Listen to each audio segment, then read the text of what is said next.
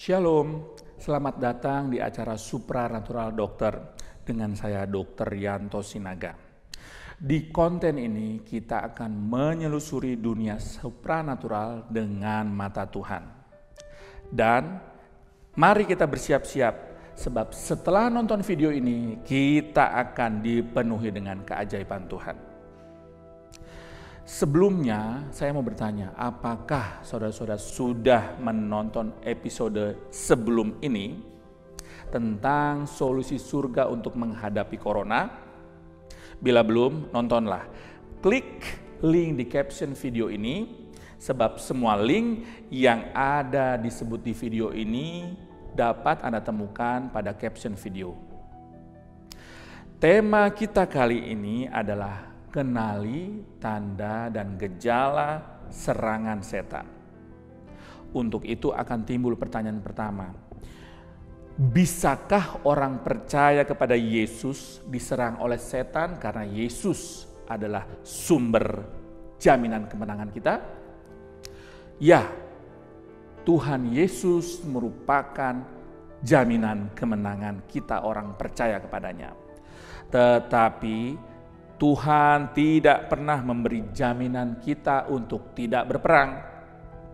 Ketika kita percaya Yesus, kita dilahirkan kembali sebagai orang yang lebih dari pemenang, ini tidak akan terjadi bila kita tidak berperang. Kita orang percaya akan masuk di dalam peperangan. Dalam peperangan itu kita akan diserang oleh iblis karena kita adalah musuh utamanya. Rasul Petrus menulis, "Sadarlah dan berjaga-jagalah karena lawanmu iblis berkeliling seperti singa yang mengaum mencari orang yang dapat ditelannya."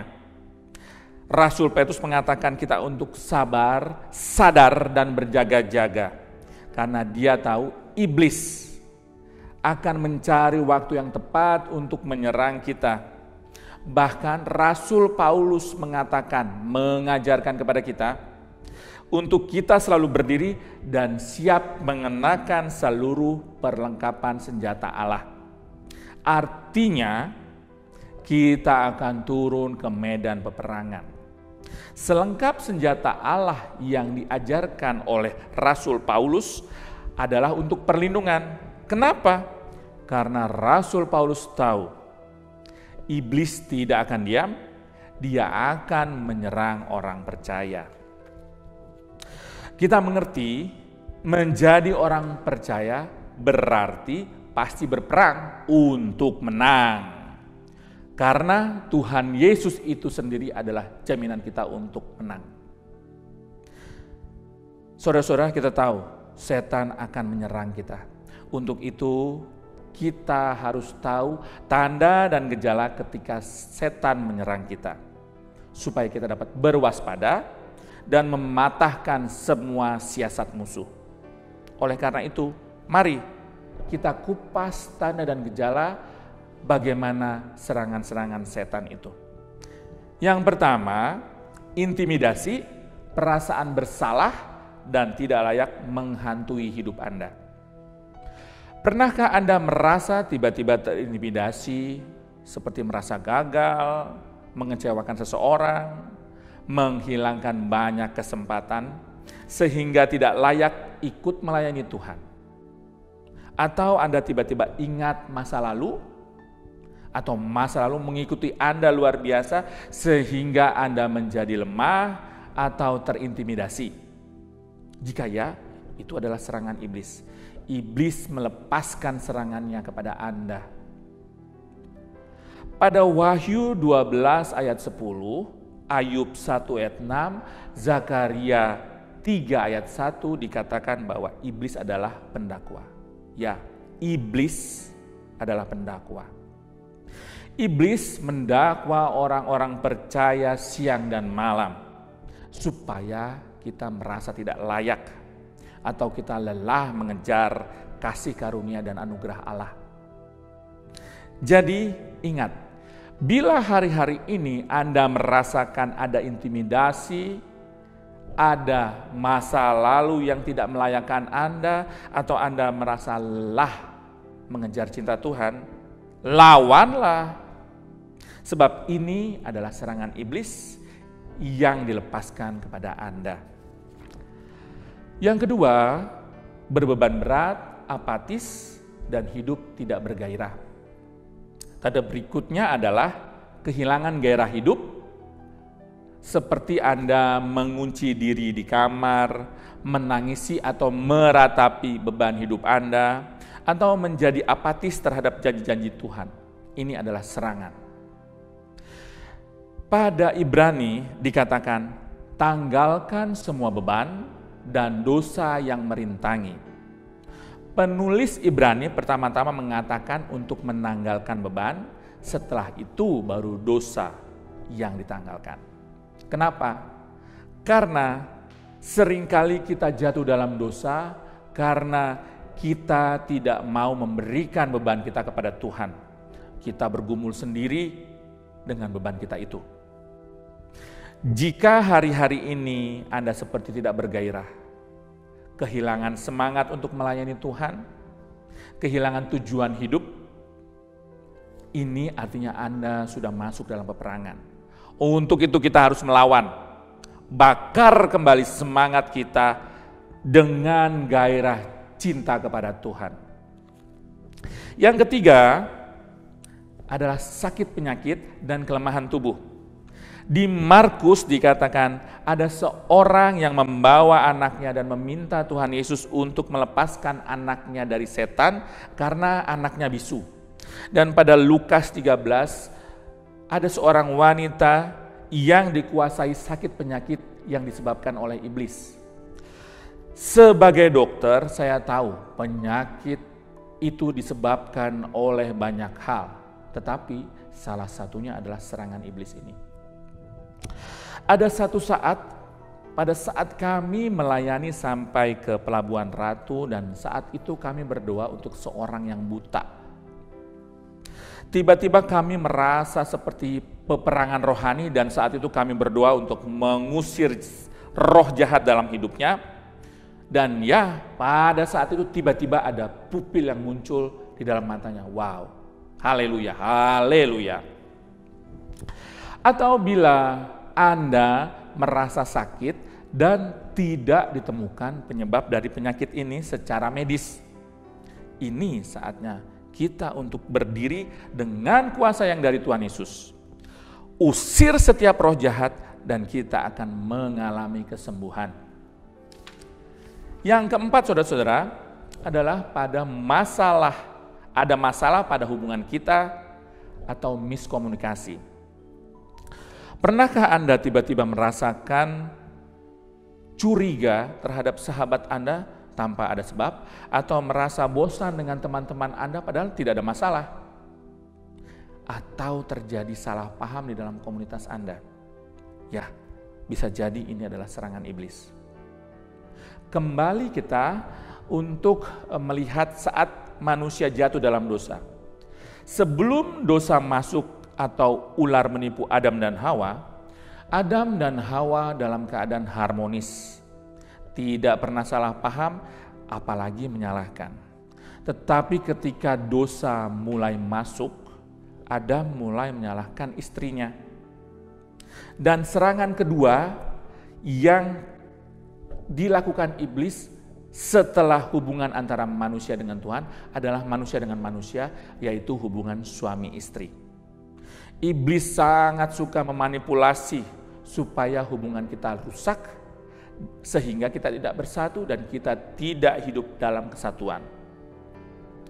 Jadi jika hari-hari ini Anda digiring untuk terjadi kesalahpahaman, terjadi kerusakan dalam hubungan, kita harus lawan, sebab Tuhan menginginkan kesatuan di dalam hidup kita. Yang kelima, rasa takut dan cemas.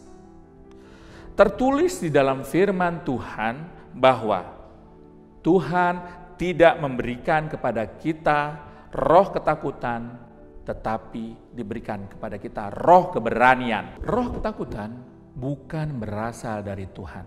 Artinya, roh ketakutan berasal dari si jahat. Sehingga bila hari-hari ini engkau yang memiliki kecemasan berlebihan, ketakutan juga berlebihan termasuk terhadap virus corona yang sekarang sedang melanda, atau saudara-saudara yang meratapi masa depan, maka saat ini roh ketakutan sedang menyerang Anda. Untuk itu mari kita lawan. Kita minta kepada Tuhan keberanian ilahi. Yang keenam adalah manifestasi fisik. Manifestasi fisik yang dimaksudkan kami adalah bukan seperti yang di film-film ada setan yang mencekik atau ada setan yang membunuh manusia. Tidak seperti ini. Sebab firman Tuhan mencatat setan tidak bisa membunuh manusia. Manifestasi fisik di sini adalah setan yang mengintimidasi dengan membuat gerakan, suatu gerakan yang terlihat. Menggerakkan benda seperti ada benda yang berpindah atau memanifestasikan suara seperti orang yang kerasukan. Secara pribadi sebenarnya saya tidak percaya hal ini. Sebelum saya dipenuhi Roh Kudus, saya belajar untuk memakai logika dan melihat fakta. Namun setelah saya dipenuhi oleh Roh Kudus dan saya melayani di dalam Roh, saya mengerti bahwa yang tidak terlihat itu adalah sumber setiap fakta. Pernah saat saya mendoakan pelepasan orang dari roh jahat, dia bergerak seperti ular melata, atau pernah juga muntah-muntah, bahkan muntah darah. Pernah juga terjadi barang yang pecah sendiri. Ini manifestasi dari serangan si jahat. Bila ada hal-hal yang tidak masuk akal bermanifestasi, jangan takut saudara-saudara. Lawanlah di dalam nama Tuhan Yesus. Yang ketujuh, bermimpi buruk atau evil dream. Poin akhir ini yang sering dilakukan si iblis untuk menyerang orang-orang percaya. Seberapa banyak dari saudara yang bermimpi kehilangan orang-orang yang dikasihi? Atau seberapa banyak Anda yang pernah bermimpi dikejar-kejar, bermimpi ketemu setan, atau bermimpi tidak kudus? Ingat, segala sesuatu yang dari Tuhan adalah benar dan penuh damai sejahtera. Bila kita bermimpi buruk atau tidak benar, berarti iblis mulai masuk lewat alam bawah sadar kita. Untuk itu kita berdoa untuk meminta agar Tuhan menutup setiap celah alam bawah sadar kita dari serangan si iblis. Juga kita meminta mimpi ilahi yang dari Tuhan. Dari ketujuh hal tanda serangan dari si jahat tadi, apakah ada tanda dan gejala yang Anda alami? Jika ada, jangan takut. Sebab kita orang percaya memiliki jaminan kemenangan di dalam nama Tuhan Yesus. Dan saat ini jika ada Anda yang mengalami, saya ingin berdoa untuk Anda. Mari kita letakkan tangan kita di hati dan mari kita deklarasikan. Di dalam nama Tuhan Yesus aku deklarasikan bahwa Tuhan Yesus adalah Tuhan dan Juru Selamatku. Tubuhku adalah bait suci untuk Roh Kudus, sehingga Roh Kudus tinggal di dalam aku. Hari ini aku perkatakan, aku sudah ditandai oleh darah Yesus sebagai jaminan kemenanganku, sehingga dengan kuasa nama Tuhan Yesus, aku patahkan setiap serangan roh jahat dalam bentuk apapun. Di dalam nama Tuhan Yesus, mulai hari ini, perlindungan Tuhan turun atas aku. Dan semua senjata yang ditempa terhadap aku tidak akan berhasil. Sebab aku dalam lindungan yang maha tinggi. Di dalam nama Tuhan Yesus, amin, amin, amin. Saudara-saudara, katakan juga amin.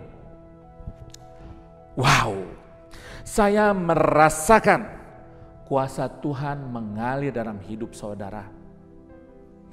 Dan saya yakin Anda dilepaskan, sebab kebenaran itu akan memerdekakan Anda dan Anda benar-benar merdeka. Haleluya. Selesai sudah perjumpaan kita di Supranatural Dokter hari ini. Jangan lupa like dan share video ini agar banyak orang menerima keajaiban. Juga jangan lupa subscribe channel YouTube Revival Fire City. Tekan tanda lonceng supaya Anda mendapatkan notifikasi dari kami, channel YouTube Revival Fire City. Saudara-saudara, jika ada yang ingin didoakan atau Anda merasa ada sesuatu yang terjadi dalam hidup Anda setelah kita declare tadi, atau ada Anda yang memiliki pertanyaan, ataupun Anda punya cerita-cerita yang berhubungan dengan hal-hal supranatural, chat via WhatsApp yang nomornya ada pada caption video ini. Sebab Tuhan sedang membangkitkan generasi supranatural, khususnya atas Indonesia. Akhir kata, saya Dr. Rianto Sinaga meyakinkan Anda bahwa di dalam Yesus keajaiban adalah suatu kepastian.